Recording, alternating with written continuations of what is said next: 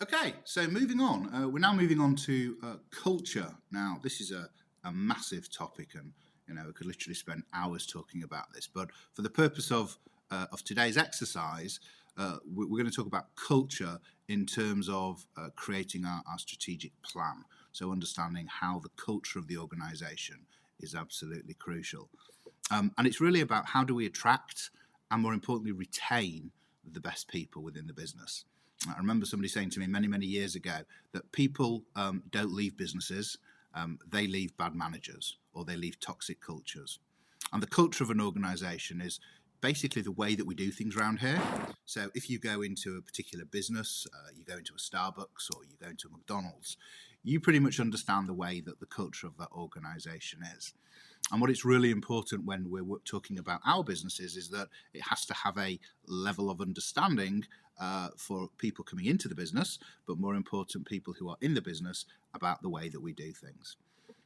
Just a little sort of sidestep in terms of culture, and this is something that the mantra that I've always used is that I believe that it's my job to look after my people, and they are my team. It's my team's job to look after my customers, and it's my customer's job to look after me. And that goes in a big sort of cycle, doesn't it? That we look after our people look after the customers, and the customers look after us. So the big cycle constantly keeps replaying, and of course that's what keeps the business alive, and that's how we get growth and everything else that goes along with that. So think about within your business in terms of the culture and the culture that you're trying to set.